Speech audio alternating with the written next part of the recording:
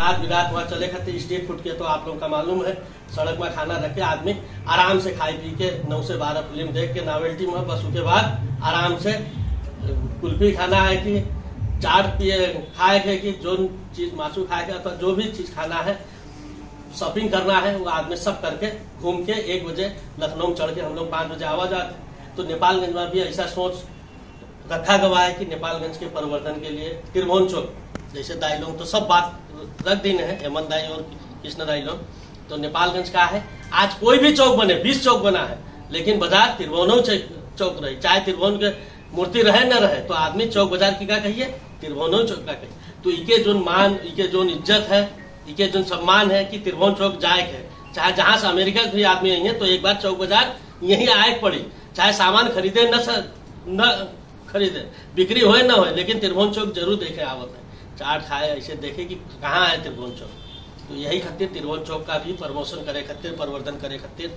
अभी हम लोग के सोच का है कि आप लोगों के तो वैसे भी सामान तो आप लोग कहीं ना कहीं ठेला लगाए कि बेचते हो, तो आप लोग जो बेचत हो वो राष्ट्रीय रूप में आप लोगों के भी प्रवर्धन हो, चाहे समोसा हो, चाहे चाचा जी के चाय हो पिए खातिर जात हो, चाहे बिरयानी है 20 आदमी बेचत है, सबके बिरयानी खाते हैं, लेकिन उनके दिमाग में कहा है मुबारक के बिरयानी, ये नहीं है कि खाली मुबारक के खाते, खा दूसर भी है, लेकिन कहा है मुबारक के खाए हैं, क्या है उनके एक ब्रांड जो पड़ा है। तो बिरयानी हुआ, हलवा पराठा, इस सब का मिलाई के एक जगह रखा जाइए। सीडीओ साहब से भी हम लोग की बात हुआ है, प्रहरी प्रशासन से भी बात हुआ है, फोहर महिला व्यवस्थापन की बात कहा है, हम रात ही में नाइट में एक ऐसा व्यवस्था करते थे कि नाइट में आधा घंटा पहले वो सफाई हुई है, आप लोगों के 12 बजे कार्यक्रम के बाद एक ट्रैक्टर रही है, वो ट्रैक्टर आपका रात ही में काम करके, कहा कि फिर सुबह दुकान खुली 12 बजे ही वो गंदा उठाए के ले जाइए। वो नेपालगंज उप महानगर पालिका में सहयोग करिए। और महिला व्यवस्थापन, स्ट्रीट लाइट की जो बात हुआ है, जो सुरक्षा की बात हुआ है, तो इमा आप लोगों के, हम लोगों के सबकी इज्जत रही, एक पहचान बनी। स्ट्रीट फूड इका एक हम लोगों के एक प्रैक्टिस भी है, तो इका कुछ न करके हम लोग देखा जाए ना कि कैसे लगी। तो जैसे एक स्ट्रीट फूड अगर त्रिभुवन चौक पर चला तो मालूम चले कल कारकादोम भी चलेंगे, तो 2-4 जगह चले तो और हम लोगों का बढ़िया है। और सुरक्षा की जो बात है, सुरक्षा के लिए जब आदमी चारों तरफ ज्यादा घूमिए तो सुरक्षा टाइट रही, वैसे भी कि ना आदमी के जितना चहल पहल रही है तो सुरक्षा रात बिरात का आदमी कम चलत है और पुलिस मारे सिटी है, तो जितना आदमी कम रही है उतना तो सुरक्षा की हो रही है। खैर जो आप लोग बात उठाए हो सुरक्षा के, उस सीडीओ साहब और एसपी साहब से बैठ के हम लोग रात्रि कार्य के लिए गंभीर रूप में और छलफल 1-2 चरण तो हो ही चुका है और छलफल किया जाइए।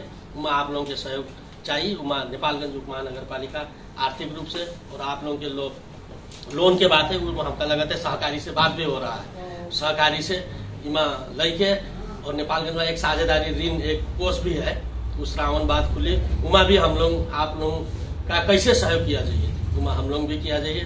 तो इमा आप लोग भी स्ट्रीट फूड का कैसे पहचान दिया जाए, इनके नाम और बढ़े। वैसे तो नाम तो बढ़ते न है, अब मुबारक बिरयानी का बेचे का, उनके तो 12 बजे बंद हो जाते, वो कहिए कि हम रात का खाए बेची, तो वो खाली अपने लिए नहीं, हम लोगों के लिए, नेपालगंज के नाम के लिए भी रखिए। उनका तो बेचे फुर्सत नहीं, उनके तो 12-1 ही बजे खत्म हो जाते हैं, लेकिन कहा है कि अगर वो बेचे तो और नाम चले, वो इससे कहा है नेपालगंज में और बिरयानी लोगों का भी प्रवर्धन हुई है और बढ़िया हुई है, 10-20 आदमी रोजगारी भी पाई है, उससे नेपालगंज त्रिभुवन चौक और रही है। तो इका अभी कहा है हम लोग प्रैक्टिस के रूप में एक अभ्यास किया जाते यसलाई अब अलिकति परिष्कृत गरेर हामी बस्छौं, यसलाई स्वास्थ्यकर बनाउँ, यसलाई स्वास्थ्य मापदण्डभित्र राखेर हामी राति अबेरसम्म बेचौँ। नेपालगंज यति ठुलो सहर हो जहाँ हरेक राति करीब 1000 बेडमा बिरामीहरू छ, उनका 1000 जनाहरू बुढो हुन्छ। त्यस्तै डे बसहरू, दिवाकालीन बसहरू देशका विभिन्न सहरबाट नेपालगञ्जलाई छुट्ने गर्छ। 9 बजे, 10 बजे, 11 बजे, 12 बजे रातिसम्म नेपालगञ्जमा डे बस छुटेर आउने गर्दछ। तर उनीहरू नेपालगञ्ज आइसकेपछि खाना खाने पसलहरू सबै बन्द भइसकेको हुन्छ। कहाँ जाने? तसर्थ उनीहरू अगैया ढकेडी खाएर आउँछ, पश्चिमबाट आउने चिसापानी, भुरीगाउँ, बाँसगढी खाएर आउँछ। त्यस्तै क्यासिनो हबको रूपमा नेपाललाई विकास गरिएको छ। 7वटा क्यासिनो चलिरहेको छ। क्यासिनो खेल्न पनि 700-800 मानिसहरू प्रत्येक दिन यहाँ आउने गर्नुहुन्छ। त्यस्तै 4500 रुमहरू नेपालगञ्जका होटलहरूमा, सारा ठुला होटलहरूमा छ। हामी मानौँ 500,000 रुमहरूमा पाहुनाहरू हुनुहुन्छ भने पनि उहाँहरूलाई पनि लेट नाइट ती होटलहरूले खाना उपलब्ध गर्न सक्दैन। म्यान पावरको अभाव होला, अरू केही अभाव होला, जसका कारण उहाँहरूले लेट नाइट खाना पाउनुहुन्न। सँगसँगै नेपालगञ्ज हाई टेम्परेचर भएको ठाउँ। हामी सदियौँदेखि राति 11-12 बजीसम्म हामी नेपालगञ्जको सडकमा घुमिरहेका हुन्छौँ। निद्रा लाग्दैन, गर्मी हुन्छ। यी सबै कुराहरूलाई जोड्दाखेरि नेपालगञ्जको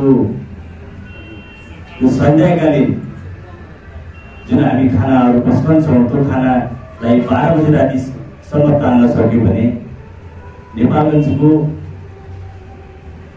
स्वादहरूलाई हामीले बजारीकरण पनि गर्न सक्छौँ। नेपालगञ्ज आउने पाहुनाहरूलाई स्वागत गर्न पनि सक्छौँ। नेपालगञ्ज गएपछि स्वादहरू एउटै ठाउँमा पाइन्छ भनेर मेसेज दिन पनि सक्छौँ। हामीले तपाईँहरूलाई कसरी यो खाना पस्कने भन्ने विषयमा तालिम दिन्छौँ।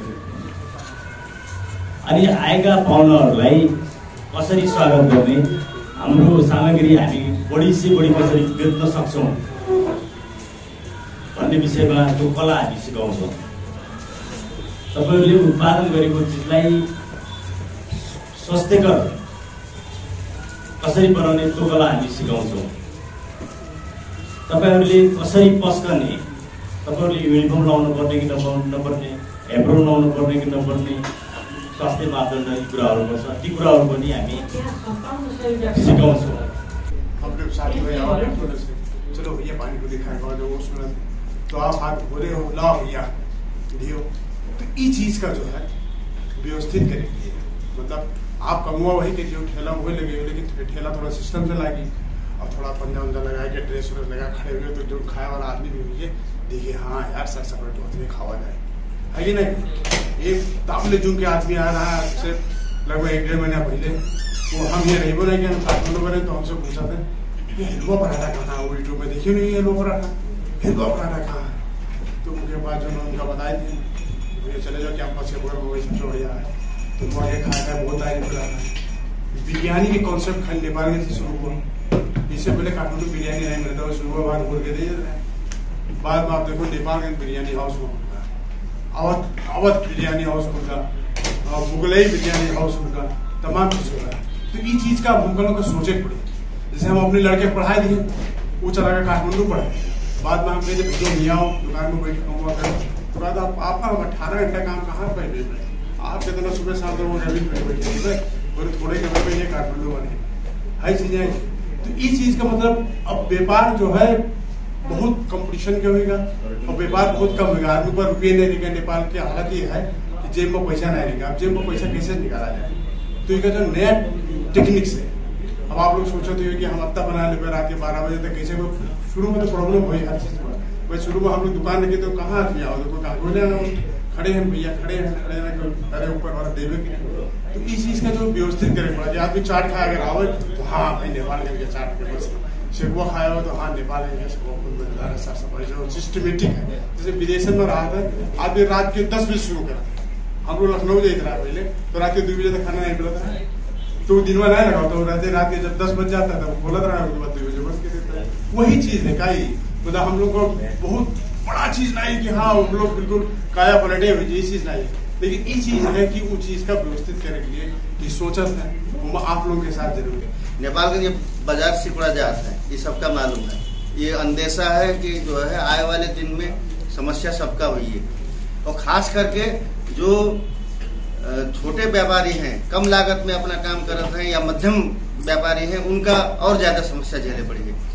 और इनमें दूसर बात का ये जोड़ा जाता है कि कम से कम नेपालगंज के जो नामूर चीज का है, नामचीन चीज का है, जैसे भौगोलिक सेकुआ कहीं के बहुत फेमस रहा है तौलिया में। आप बरमजिया पेड़ा वहाँ सरलाई चले जाइए हो तो वहाँ बरमजिया पेड़ा ढूंढी है आदमी, तो वही कहीं पे। आगरा में पेठा और दालमोट ले आते, पंछी पेठा बहुत नाम चला है। अब आप पंछी में हम आपका 10 मेर पंछी मिल जाइए, अब ईमेल से उनके व्यापार चल गया कि आपका पहचान करे मुश्किल हो जाइए। लेकिन जो जानत है, जानकार है, वो पहचान करत है। तो ये एक पहचान बनाए खातिर यहाँ जोड़ दिया जा रहा है कि नेपालगंज पहचान जो जुड़ा है पुरान दही रबड़ी से, अपना हलवा पराठा बताओ जो है, और या बिरयानी जो आवा, ये जो अभी लगा रहे हैं कई लोग। अब जो है चाट, कई लोग नेपालगंज चाट कहीं के भी खोले हैं। वहाँ बानेश्वर में आप जाइए अंदर तरफ तो नेपालगंज चाट कहीं के, लेकिन टेस्ट किया गया तो जो है नेपालगंज कहीं मतलब कौनो स्वादे नहीं। तो हम लोग का तो यहाँ जो इधर यहाँ और लखनऊ के जो मुंह में लगा है, जवान में लगा है, तो वहाँ कहाँ स्वाद है, वो सवाल ही नहीं। इस हिसाब से वो बरकरार रखा है। तो अब जैसे आप लोग बताइए कि 11 बजे 12 बजे कैसे चलिए, जब आदमी आए लगे हैं तो पैसा जेब में जाए लगी है, आए लगी है, तो वो आपसे आप जो है आपके कहिए कि हाँ चलो 1 घंटा और जो है बढ़िया टाइम, तो क्या फर्क पड़ी। गर्मी के टाइम में तो आप वैसे भी 11-12 बजे घुमा करते आदमी टहला करते हैं, वैसे हाँ जाड़े टाइम में थोड़ा आप जो कम टाइम लगाया है ना, उससे का फर्क पड़ी है। लेकिन बाहर के आदमी के यहाँ आकर्षित करे खातिर, खास करके नेपालगंजियन के तो अपना ही है जगह, वो सब जानत है कहाँ कहाँ मिलत है। हमका अभी भी मामक दही कहीं के सब ढूंढे जाते हैं, कहा वहाँ लाइन लगाओ, तो वही कुछ तो है। तो ये बाहर तक फैलाए खातिर, ये नेपालगंजियन के लिए जो आकर्षित करे कोई बात नहीं। बाहर से जो आगन तो कहीं है नेपाल में बैठी है, तो उनका कुछ देर जो है यहाँ चलो नेपालगंज के त्रिभुवन चौक चलो कुछ स्वाद ले लो, उनके लिए जो है जोड़ दिया जा रहा है। इनके वजह से आपके व्यापार व्यवसाय में भी बढ़ोतरी हुई है, कुछ जो है समृद्धि से जुड़ा बात हो और कुछ पहचान से जुड़ा बात हो। आपके हाथ के जो सीप है उनका जो है और जो है कैसे उनमें सपोर्ट कैसे बल दिया जाइए और उनका सुधार कैसे मतलब जो बाहर से ही है वो तो कुछ और चाहिए कि हाँ ईमेल हो व्यवस्था नहीं व्यवस्थित ढंग से हो, वो सब में जो विचार करके प्रयास किया जाइए। ये जो आयोजक हैं वो बतावत हैं कि जो ईमेल हम लोग करवाए, ट्रेनिंग दिया जाइए। आप लोग जिका जरूरत है सबके लिए न हो सकत है, ऋण या उसके बाद आवा सबका जरूरी न हो सकत है, लेकिन जिका आवश्यकता है उसका ऋण की व्यवस्था के लिए भी उनमें जो है मतलब प्रबंध किया जाइए। उसके लिए जो है क्या करेंगे, मध्यस्थता करेंगे, आयोजक लोगों के लिए भी करेंगे। पहिलेदेखि परम्परागत रूपमा गर्दै आएको व्यवसाय हामीलाई निष्ठप्त हुने होइन भन्ने कुरा तपाईँलाई कन्फ्युज हुनसक्छ। यदि पनि तपाईँहरू कन्फ्युज हुनुहुन्छ भने यसलाई हामी थपथाप गरौँ। मलाई लाग्छ कि अघि श्रीरामजीले भनिसक्नु भएको छ, यो व्यवसायले विशेष गरी यो त्रिभुवन चौक मात्र नभएर सिङ्गो नेपालगञ्जलाई एउटा चलायमान बनाउँछ भन्ने कुरा हाम्रो लागेको छ। आजभन्दा म झन्डै 36-37 वर्ष पहिले त्रिभुवन चौकबाट मैले व्यवसाय गर्न सुरुवात गरेको थिएँ। जुन बेलामा तपाईँको त्रिभुवन चौकको व्यापार भनेको मलाई लाग्छ कि हामी त्यति बेला तपाईँको यो जुन अहिले अवस्थामा छ योभन्दा तपाईँको 1000 गुणा बढी व्यापार थियो। तर पछिल्लो चरणमा अहिले तपाईँको त्रिभुवन चौक मलाई लाग्छ कि नेपालगञ्जको सबैभन्दा कमजोर अवस्था छ। हामी के चाहन्छौँ भने यो सुकेको अवस्थालाई कसरी तपाईँले प्रबन्धन गर्न सकिन्छ भन्ने कुरा हाम्रो चिन्ता लाग्यो। र त्रिभुवन चौक वास्तवमा हामी आज म न्युरोडमा बसेर पनि बजार भनेको काम त्रिभुवन चौक भन्छ। हामीले सबैको दिमागमा छ कि त्रिभुवन बजार मेन बजार भनेको त्रिभुवन चौक हो, तर आज त्रिभुवन चौकलाई हामीले त्रिभुवन चौक गर्न सकिरहेको छैन। यो यहाँको त्रिभुवन चौक व्यवसाय साथीहरूलाई सबै उसमा चाहिँ प्रकारले अगाडि बढाउनलाई के गर्न सकिन्छ भन्दाखेरि हामीले अब यो सडक खाना अब यो के अरे यो नेपाल फुलल्यान्डको चाहिँ अवधारणाले यो क्षेत्रको व्यवसायमा प्रवर्धन हुन्छ भन्ने हाम्रो लागिसकेपछि यो सुरुवात भएको चाहिँ छ। मलाई चाहिँ हामी सबै यो एउटा ब्रान्डिङको कुरा कतिवटा साथीले भन्नुभयो कि ब्रान्डिङ के हो। वास्तवमा तपाईँहरूले ब्रान्डिङ भनेको यो सडक खानामा तपाईँको हाम्रा एउटा त्यसमा चाट मात्रै चाहिँ ब्रान्डिङ हुन्न, यहाँ राउडी मात्रै ब्रान्डिङ हुन्न, या सिउमा तपाईँको त यहाँ व्यवसाय गर्ने सबै क्षेत्रमा तपाईँको सबै विषयमा प्रणाली हुन्छ। यो स्ट्रिट फुडका कुराहरू छ। राति जस्तो हामी कहीँ घुम्न गयौँ भने हामीलाई खाना मन लाग्छ नि, सधैँ त्यो 5 स्टार 4 स्टार होटल अथवा अन्य ठाउँमा अब खाँदा होइन हुन्छ नि, टेस्ट अलिक फरक टेस्ट खोज्छौँ हामी। जस्तो यहाँ अब यो त्रिभुवन चोकमा चाट पाउँछ होइन, तपाईँको दही राबडी पाउँछ, हलुवा पराठाको कुराहरू छ, मटर कचालु छ अथवा बिरयानी छ होइन। अब मान्छेले यस्तै टाइपको एउटा मेला लाग्ने हो कि यो तपाईँहरूको लागि पनि एकदमै अब सुरु स्टार्टिङमै हामी लगाम, हामी तुरुन्तै सबै कुरा व्यवस्थित हुन्छ भन्ने, अब मान्छे नै एकैचोटि सबै आइहाल्छन् भन्ने छैन। बिस्तारै बिस्तारै मान्छे जब तपाईँहरूले पसल लगाउनुहुन्छ मान्छे आउँछन्, मान्छे अब आउँछन् नि घुम्न आयो भने, जस्तो गाडी आयो बस पार्कमा राति अब ढिलो हुन्छ, अब खानेकुराहरू होटलहरू बन्द भइसकेको हुन्छ, त के खाने? जाउँ त्रिभुवन चोक, त्यहाँ त दही राबडी पनि पाउँछ यति बेला राति 11 बजे। अब चाहिँ तपाईँको चाट पनि पाउँछ होइन, कचालु पनि पाउँछ, हलुवा पराठा सबै कुराहरू, बिरयानी पनि पाउँछ। त्यो मान्छे खानालाई पनि, जस्तो बिरामीहरू छन् हस्पिटलमा, अब राति होटल त बन्द भइसक्यो हुन्छ, के खाने त? पाउँदैन नि, गाह्रो छ। बिहान त पाउँछ, बिहान सजिलै सस्तोमा पनि पाउँछ। अब हामीले ठेलामा त्यही कुरा हामीले होटलमा 5 स्टार होटलमा अथवा 4 स्टार होटलमा 3 स्टार होटलमा हामी जान्छौँ, त्यही कुरा हो। अलिकति क्वालिटीका कुराहरू छ, सरसफाइका कुराहरू छ। हामीले एउटा ड्रेस बनाएर ठेला लगाउँछौँ, ठिक छ। बाहिरतिर हामी जान्छौँ विदेशतिर घुम्न, बाकायदा ड्रेस लगाएको हुन्छ, ग्लोभ्सहरू लगाएको हुन्छ, त्यस्तो टाइपले हामीले गऱ्यौँ भने, सरसफाइले काम गऱ्यौँ भने अलिकति मान्छेहरू बाहिरबाट आएको मान्छेहरू खुसी हुन्छन्। 12 बजे रात को आप आइएगा तो भी मूंगफली, चाय, पान मजा से खुला दुकान मिलता था। स्वतंत्र होकर लोग व्यापार करते थे और सारे लोग त्रिभुवन चौक पे स्वतंत्र रूप से घूमते थे। लेकिन बीच में कुछ ऐसा समय आया जिस टाइम यहाँ 10 बजे 9 बजे 8 बजे दुकान बंद। सबसे बड़ी समस्या थी यहाँ त्रिभुवन चौक पे, उसमें व्यापार को नष्ट करने में शायद मुझे लगता है सबसे ज्यादा प्रशासन का ही हाथ है। क्योंकि 9 बजे 10 बजे तुरंत सीटी मारते हैं, 10 बजे के अंदर पूरा मार्केट से यहाँ बेचारे गरीब लोग सौदा अपना जो भी सामान बनाते हैं बेचने के लिए 10 बजे बंद करके चले जाते हैं घर, सामान वापस ले जाते हैं। यही समस्या देखते देखते लास्ट में क्या हुआ कि नगर पालिका की गाड़ी 8 बजे रात तक ठेला वालों को भगाता रहा। उनके सामान को कभी गैस उठा ले जाता है, कभी ठेला ले जाता है, कभी सिलेंडर उठा लेता है 8 बजे रात तक। उस टाइम हम अपने मेयर साहब से सल्लाह किए, मतलब अझ बिजनेस कम से कम 50 रुपियाँ खर्च गर्ने मान्छेलाई 5000 खर्च गर्ने कसरी बनाउने, त्यो खर्च यहीँ गर्ने, यही ठेलाहरू यिनीले व्यवस्थित गर्दै हाइजेनिक गर्दै स्वस्थकर बनाउँदै र उसले खाएपछि ढुक्क त्यो स्वाद ले उसको जिब्रो घडिरहोस्, स्वास्थ्य पनि राम्रो बनोस्। त यो उद्देश्यको सूत्रपात गर्दै नेपालगञ्ज फुड लेनको अवधारणा आयो, स्ट्रिट फुडलाई प्रमोसन गर्ने कुरो आयो, ब्रान्डिङ गर्ने कुरो आयो र यसलाई नाटा बाँके च्याप्टरले यसको इनिसिएसन लियो। म यसको अध्यक्ष जसको इनिसिएसन लिइरहनु भएको धेरै काम उहाँले गर्नुभएको छ, कि भोलि समयमा यसका परिणामहरू देखिँदै गएपछि चर्चा परिचर्चा हुँदै गर्लान्। तर अहिले स्ट्रिट फुड अवधारणामा नेपालगञ्ज फुड लेनको सन्दर्भमा खासमा अवधारणा के हो, हामी के गर्न खोज्दैछौँ, कतिपयलाई के लाग्छ भने कतिपय कुराहरू अनुशासनमा आउँदाखेरि सुरुमा बडा अप्ठ्यारो हुन्छ, तर त्यसले दीर्घकालीन रूपमा त्यसले फाइदा पुर्याइरहेको हुन्छ तपाईँलाई पनि, तपाईँको व्यवसायलाई पनि र सिङ्गो सहरलाई। त्यस कारणले यो विषयको अवधारणा राखेर यहाँहरूलाई चाहिँ हामी पहिलो चरणमा अवधारणा केका लागि भन्ने कुराको सेयरिङ गर्छौँ। मलाई लाग्छ श्रीरामजी, हामी त तपाईँहरूसँग ठेलामै पुगेर घमन्जा खाएका छौँ, पानीपुरी खाएका छौँ, राबडी खाएका छौँ, हाम्रोमा कुनै समस्या छैन। तर जुन मान्छे नयाँ आउँछ, नयाँ आउनेलाई व्यवहारको कुरा हुन्छ, तपाईँले गर्ने हरेक व्यवहारले उसको एउटा छाप छोडेर जान्छ।